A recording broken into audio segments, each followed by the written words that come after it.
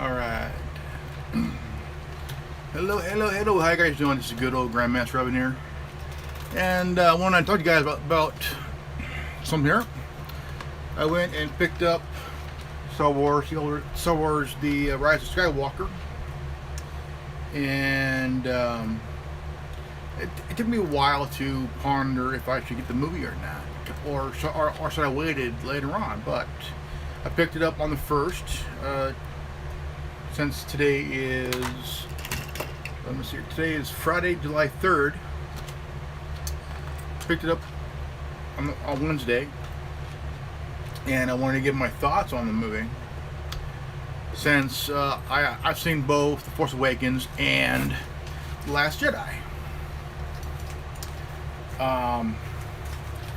I did see the movie, all three. And it looks like that the first film, Episode 7, took somewhat from the first trilogy, Episode 4. And I mean, Episode 8, Last Jedi, did give... I mean, it had some mixed reviews. It had kind of a mixed reaction, and so I seen episode 9 this morning, and I sat back. I watched the whole thing from beginning to end. There was some Easter eggs, like the B2, the B1 battle droid from Clone Wars, and it was like it was kind of when 3PO was hooked up to a machine, and the little dude hotwired 3PO and kind of. It was kind of something you wouldn't see, but I mean, we all know 3PO was a pacifist droid, and I mean he is a pacifist droid, and.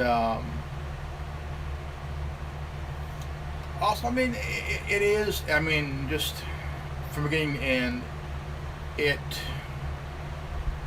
has some plots and turns. The first film, people were wondering who Rey was.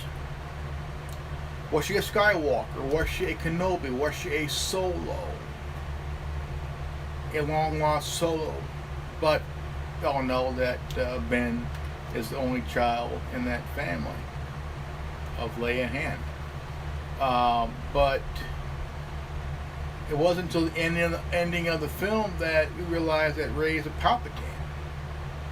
Her father is a clone of Palpatine. So basically, Rey is kind of the granddaughter of the most evil bastard in all of Star Wars, but he has a pretty cool backstory. The Emperor does, but the one thing that y'all were,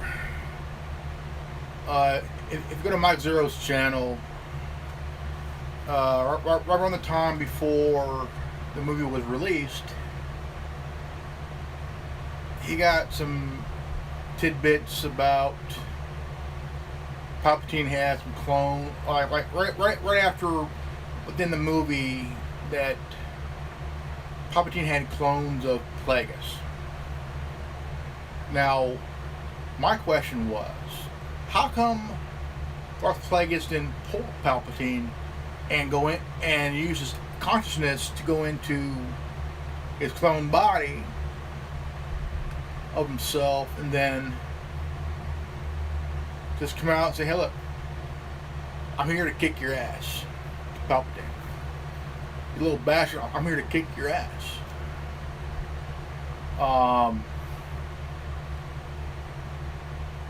But we were told that part of the movie that we would see Kylo Ren and the Knights of Ren going to Pelio and into this vault where there's a recording of Darth Maul talking about the Wills.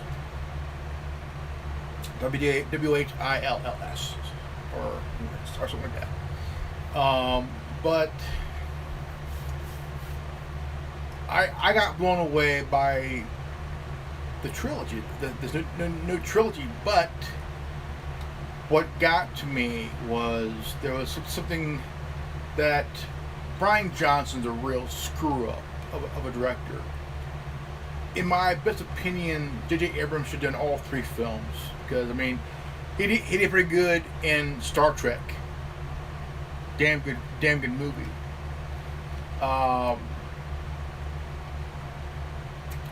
So he did episode 7 and 9, which I think he did pretty well. Episode 9, he brought everything in this movie, everything, and to me, it shocked me, because he brought everything from first trilogy, the prequel trilogy, to this new trilogy ending here into this movie. Okay. I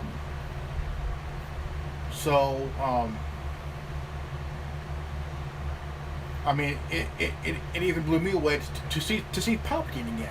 I mean, the guy died while Vader threw his ass down the shaft, and all of a sudden you hear this, whoosh, all this energy coming up.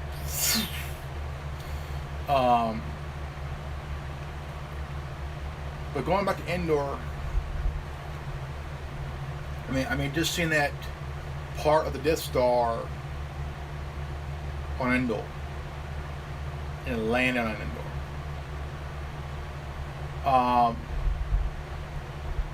The way it looks, it could be kind of a cool little base, man. Little base. Kind of like the base on Ossus in the expansion of Star Wars: The Old Republic. The Sith base is this giant fucking engine, big old turbine engine, and like inside this thing,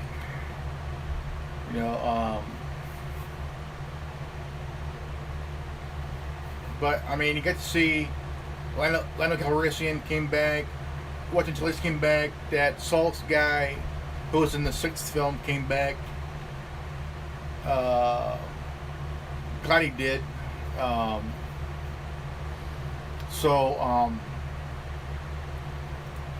But it was sad. I mean, when Carrie Fisher died, I mean, she's a pop culture icon.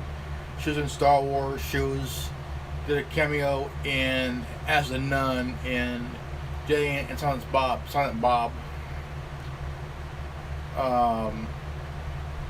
Which is a funny movie. Mark Hamill did a pretty good job playing cock knocker. It was funny. I mean, you wouldn't think that he would play that part, but he did pretty well. He did the voice of that droid, EV-88 something, Jabba's torture droid, who's now a bartender now, and he did the voice over that for that droid. And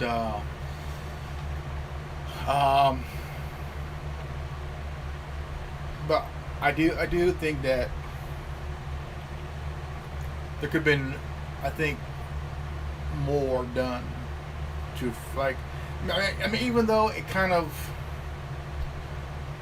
but there's always that one thing that always pops up when things have done, when when you're thinking that there's going to be some peace, there's always that one asshole that pops out of nowhere, cause more havoc to the Republic.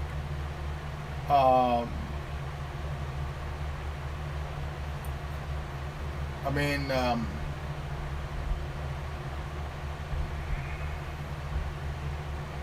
I think they did a pretty good job in this last movie. I think they did a pretty good job, but it did have some mixed reaction, mixed feelings, and everything else. And I mean, movies are not perfect. Movies will have their critics and their fans and stuff like that. I mean, it's no problem. I will always be a Star Wars fan, no matter what. But what's kind of cool is that the Sith has an army, has a navy. I mean, it's like, dude. And one thing that I saw was these sky troopers, Imperial, the Sith, and the First Order. I did get. I got this on eBay, and it's the Sith Sky Trooper.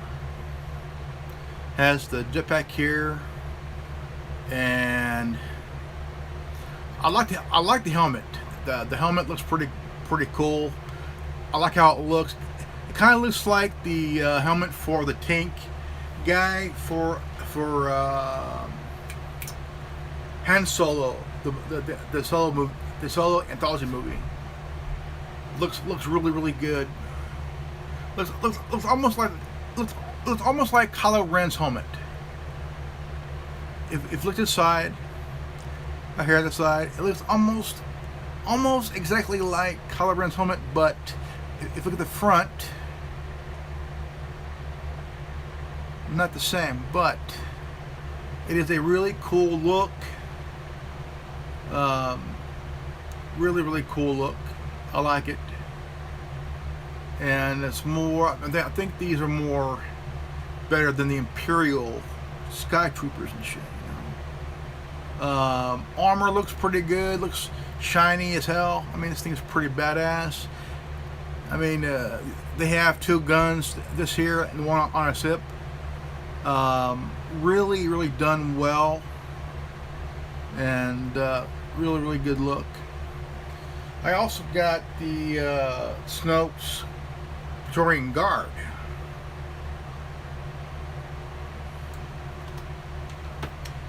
And I got this one here because I think this one's pretty badass. How he has his little blade there, little staff. I think it's pretty badass and shit. Really cool. And I'm hoping that they bring out new die-casts from the movie. I think the one ship that would be pretty cool to have is that one that Rey, Poe, and Finn was on. That Rey's parents were flown off of Jakku in, and I think that's really cool. Now the movie, there's one villain in that movie was a guy that served during the Imperial era and still served Palpatine still, and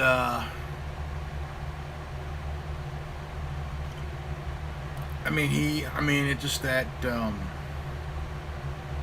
really kind of a shocker, because if you look at Battlefront 2, you have Commander Hask, who was a member of Inferno Squad, and he served the Empire. He served the Empire Remnant, Then all of a sudden, he serves the First Order. Now, in the comic book, there's a stormtrooper that served Vader, and he wore the Imperial Stormtrooper armor, helmet, and all. And when he joined the First Order, he still carried that armor. He still wore it. Kylo Ren asked him, "How come no change?" Because it's a reminder of the person he served. Now he's serving the grandson of Lord Vader, so it brought all things together, and I think this movie did pretty well. I think it did pretty good, and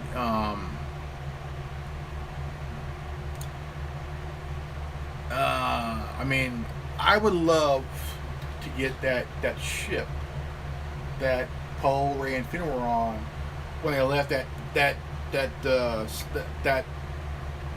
I'm gonna call it the party planet, you know, where everybody's celebrating every 42 years and shit like that. So, but I think that would be pretty cool ship to have.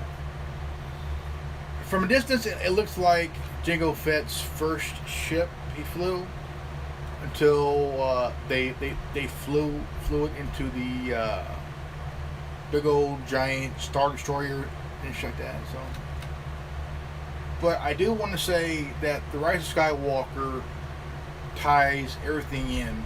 Mike Zero was exactly correct on this one. It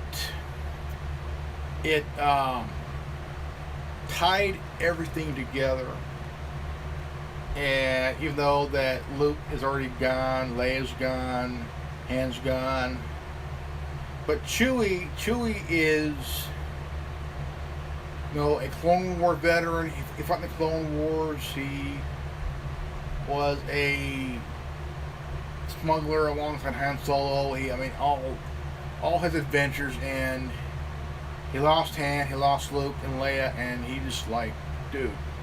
But I think that him and Lando would probably go back and do jobs or whatever he's doing. But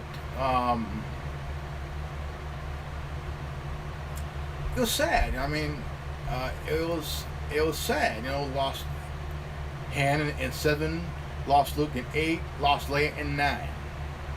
Now Ben's gone, Rey's now a Skywalker. I think calling herself Rey Skywalker is kind of a lot of people are saying, well, she's not a real Skywalker. She's a Palpatine. Well, yeah, that's true, but that may be so, but I mean, look. Kanan Jarrus. Okay. Real name is Caleb Doom. Changed his name to Kanan Jarrus to start a new life. Clean slate, new life, you name it. Okay. I think Rey is doing that. She's becoming she chose Skywalker to kind of like cleaning in the clean slate, start a do-over, but she's still a Jedi. She's trained as a Jedi, and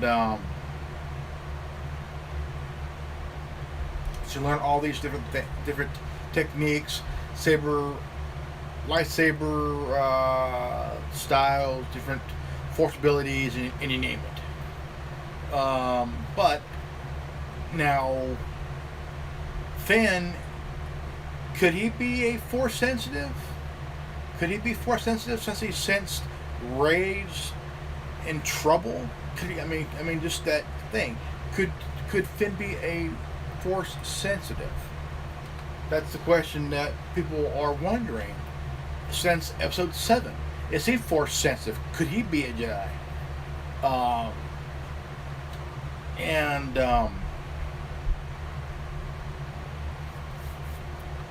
I think so. I think he's force sensitive. Um, but in the movie, you had Ray and Poe just really butting heads.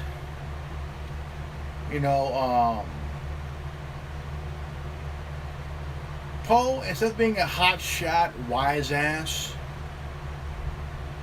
um,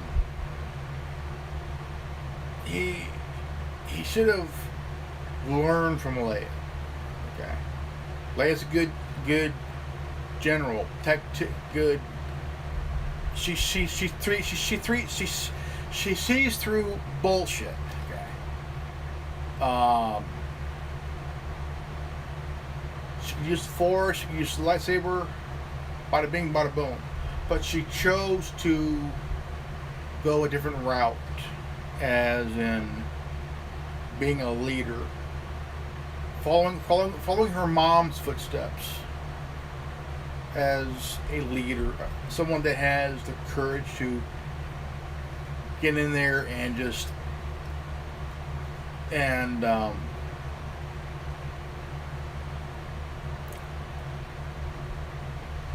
so yeah, I mean, it is a sad loss, man. I mean, it's that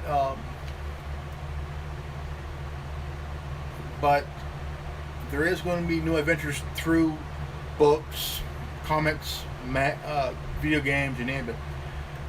But a lot of people that have played the storyline of Battlefront 2 have been really, even myself, I've played the storyline, and Eden Orso died. Eden Verso died. Her daughter still lives on. But anything after that, nobody knows. Between that time and then, so but there is a cartoon on Disney Plus based on the Resistance. Now, this character here, you don't see in the movie. Okay. That's right. This guy here, you don't see in the movie. What happened to him is still questionable.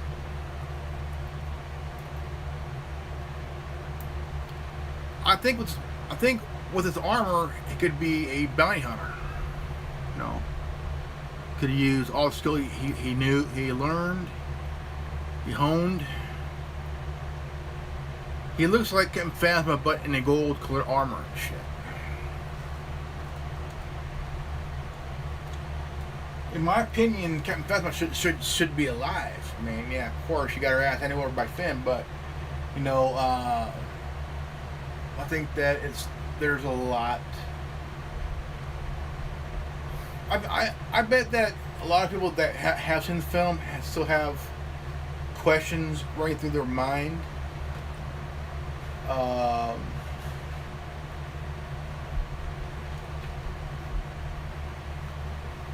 I mean, I do too. After seeing the movie, I think it's a kind of a change of questions that we all have, but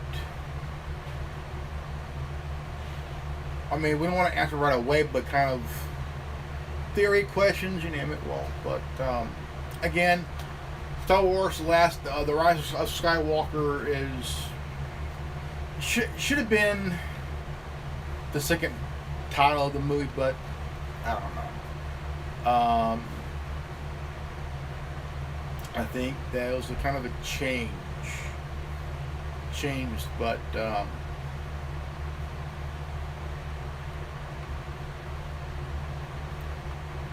so, alright guys, this is good old Grandmaster Evan, and this was the anonymous Liberty Media. Well, the anonymous Republic Network, formerly the anonymous Liberty Media, right? I'm Grandmaster Evan. Knowledge is free. Knowledge is power. Always still, I love you guys. Always stay healthy, well, wise. If you're new to this channel, please leave a like, subscribe, comment below, and hit bell and hit bell for notification. All right, peace out.